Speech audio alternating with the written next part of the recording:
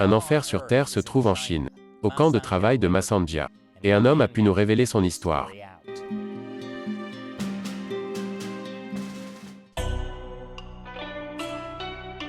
Bienvenue à Chine non censurée, je m'appelle Chris Chappell. Le camp de travail de Masanjia est connu comme l'une des prisons les plus brutales de Chine. Ceux qui y ont survécu l'appellent l'enfer sur Terre. La preuve en est que nombre d'entre eux en portent les cicatrices. Les choses les plus terribles se sont passées à Masanjia et ces histoires ne sortent habituellement jamais du camp. Mais en 2013, une femme appelée Julie Kiss s'est rendue au supermarché pour acheter des décorations d'Halloween. À l'intérieur, elle y a vu quelque chose de véritablement sinistre. La lettre désespérée d'un prisonnier de Masanjia. Cette histoire véridique a été racontée sous la forme d'un documentaire intitulé « Lettre de Masanjia ». J'ai invité le réalisateur Leon Lee pour en apprendre davantage. Merci Léon d'être avec nous aujourd'hui. Merci à vous de m'avoir invité. Pour ceux qui n'auraient pas vu Lettre de Masanjia, de quoi s'agit-il? C'est un véritable SOS trouvé dans une bouteille. Une habitante de l'Oregon a trouvé un appel au secours dans une décoration d'Halloween qu'elle avait achetée au supermarché. Et celui qui l'avait écrit était un homme prisonnier de l'un des plus tristement célèbres camps de travail de Chine, celui de Masanjia. Cela nous a pris 3 ans pour retrouver l'auteur de la lettre. Et celui-ci nous a raconté toute son histoire. À propos de Masanjia, pouvez-vous nous décrire ce qu'est Masanjia? Parce que ce n'est pas un camp comme un autre. Eh bien, cela a d'abord été un camp de travail ordinaire, avant de rapidement devenir ce qu'ils appellent un centre national d'excellence, pour rééduquer et transformer les gens.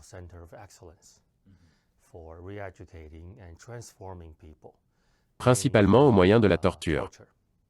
Donc, quelle excellence! Pour reprendre les termes des dissidents chinois, c'est un endroit cauchemardesque. Ils préfèrent encore mourir plutôt que d'y être incarcérés. Donc quand vous avez entendu parler de cette lettre, c'était suite à la découverte de... Comment s'appelle-t-elle? Julie Kiss.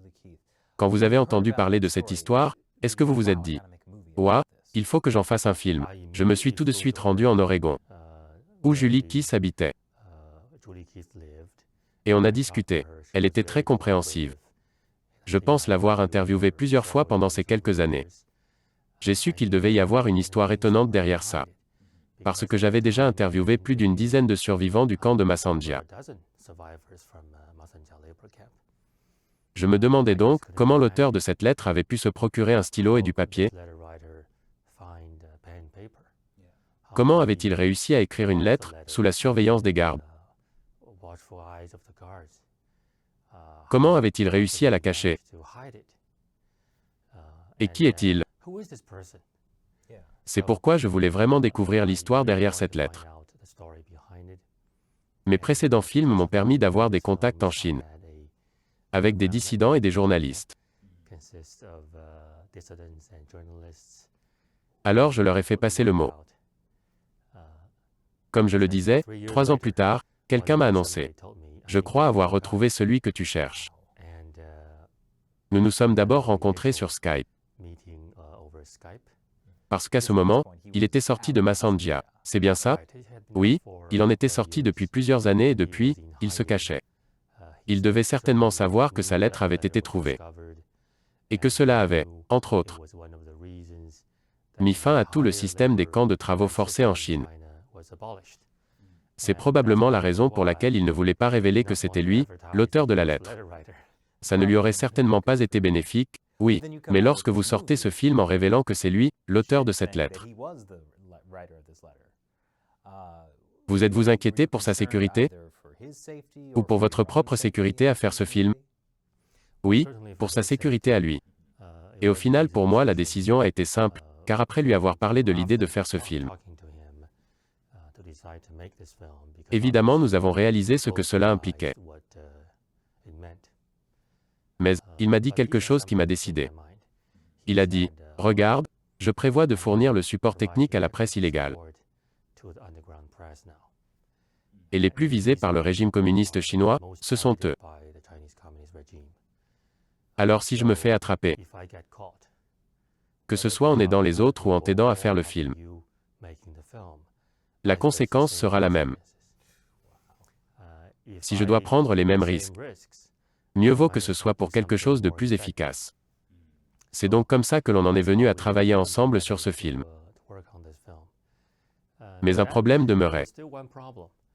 Comme je l'ai mentionné, du fait de mes précédents films, je ne pouvais pas retourner en Chine. Parce que vous avez réalisé plusieurs films critiques à l'égard du Parti communiste chinois, c'est ça?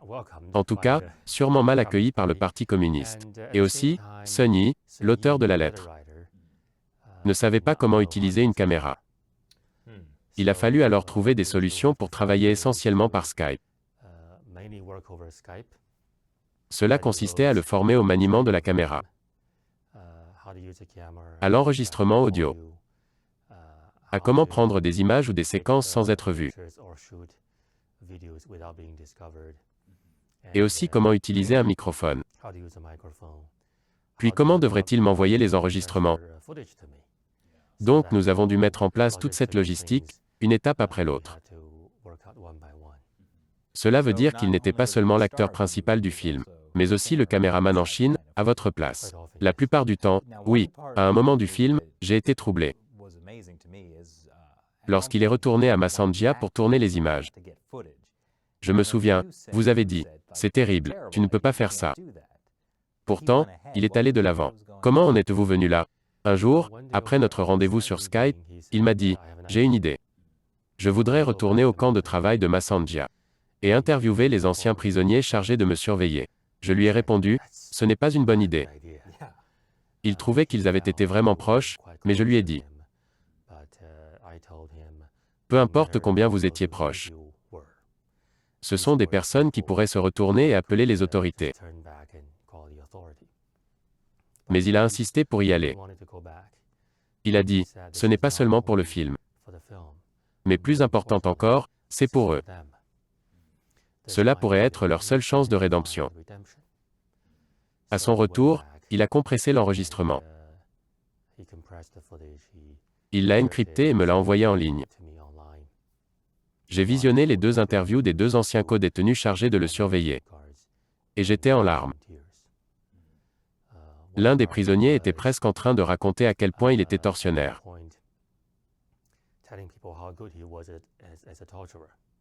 Avec les nouvelles méthodes qu'il avait inventées lui-même.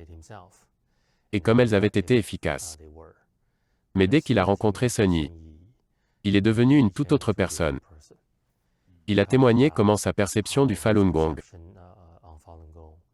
et sa perception de la vie avait changé après avoir connu Sun Yi.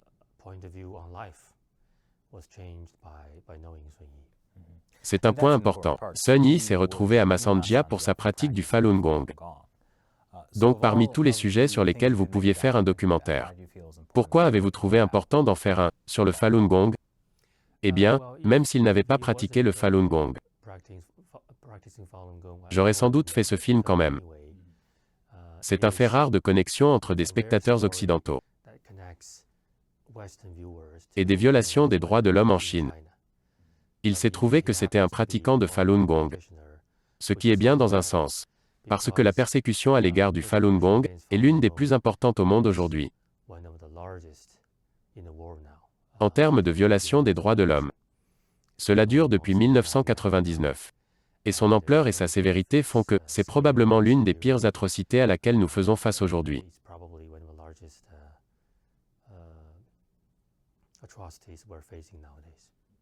De ce que j'ai compris, Sun Yi a écrit plusieurs lettres à l'intérieur de Massanjia. Et une seule d'entre elles a été trouvée. Oui. Quelle a été la réaction de Julie en lisant cette lettre? Sun Yi a dû écrire une vingtaine de lettres. À ce propos, cela lui prenait plus d'une nuit entière, rien que pour écrire une seule lettre. C'était évidemment très difficile pour lui de trouver le temps de les écrire. Et la première réaction de Julie a été de croire à un canular. Elle a cherché sur Internet, localisé le camp de travail de Massanjia, et fait des recherches, qui lui ont rapidement fait réaliser qu'il ne s'agissait pas d'un canular. C'était réel. Elle a ensuite voulu faire ce que Sun Yi demandait. Dans cette lettre, l'auteur demandait à celui qui le lirait, de transmettre sa lettre à une organisation de défense des droits de l'homme. Ce qu'elle a fait. Elle a tenté de contacter Human Rights Watch, je crois, mais il n'y a pas eu de suite. Cela ne l'a pas découragée. Elle a essayé de trouver. Je pense qu'elle a écrit sur Facebook, avant de contacter son journal local. Cela a fait la une du journal la veille de Noël. À partir de là, c'est devenu viral. Sur CNN, Fox News, New York Times, partout. Avez-vous été confronté à des menaces venant du Parti communiste chinois pour avoir fait ce documentaire? Non, pas pour ce film, pas à ce point-là. Ou alors je n'y ai pas fait attention. Mais pour mes précédentes réalisations, en particulier pour Human Harvest, qui révèle le prélèvement d'organes à grande échelle sur des prisonniers de conscience en Chine, j'ai rencontré de nombreuses interférences. Par exemple, lors des festivals ou à d'autres occasions. Il y a eu très souvent des pressions d'annulation. Comment a été accueillie l'être de Massanjia? Nous avons eu notre première projection mondiale au Hot Doc l'an dernier.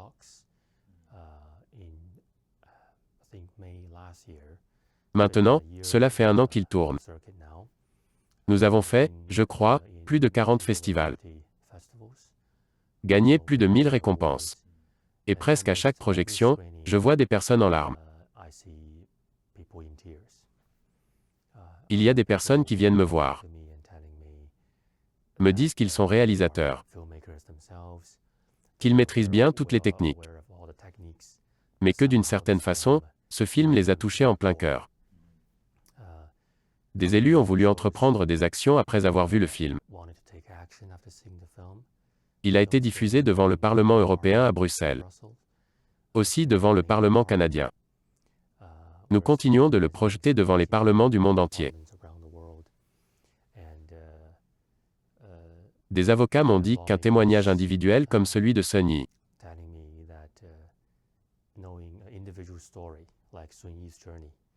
était beaucoup plus puissant que la lecture de rapports. Finalement, quel que soit leur parcours, les gens réalisent soudain que, quelle que soit l'idée qu'ils avaient de la Chine, cela leur a ouvert les yeux et permis de voir différents aspects de la Chine.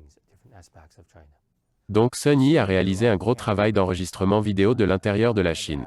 D'après ce que j'ai compris, il a aussi contribué à des animations pour ce documentaire. Oui, une partie du film est animée. Parce qu'il est évidemment très difficile de faire une reconstitution ou de retourner à l'intérieur du camp de travail de Massanjia. C'est d'ailleurs une histoire intéressante. Encore une fois, cela s'est passé lors d'un de nos rendez-vous sur Skype. Sun Yi voulait me montrer des réalisations de dessin. Et, visiblement, il gardait un carnet de croquis après sa libération de Massanjia,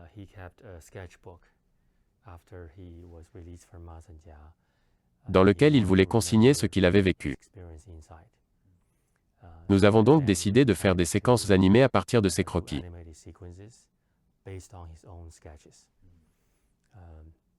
Ces croquis ont un style particulier, qui ressemble au graphisme des romans traditionnels chinois.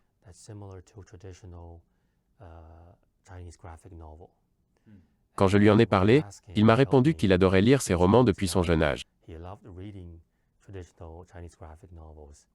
et qu'il s'était souvent entraîné à dessiner les personnages en marge des pages. Donc il est devenu assez doué. Plus tard, il est devenu ingénieur. Il a pu apprendre l'élaboration de schémas, ce qui l'a aidé, je suppose. Il a fait lui-même tous les dessins pour illustrer les scènes clés. Et à partir de ça, notre équipe de professionnels a réalisé toute l'animation, mais tout en veillant à respecter son style artistique. Eh bien, je recommanderais certainement à tous d'aller voir l'être de Massanjia. Où peut-on se procurer le film? Il est disponible sur les nombreuses plateformes numériques, comme iTunes, Amazon, Google Play. Également sur YouTube. Et nous le proposons aussi en support DVD et Blu-ray dans différents points de vente. Si vous visitez letterfrommassandia.com et que vous cliquez sur « Regarder », vous verrez une dizaine de plateformes où vous pourrez vous procurer le film. Super!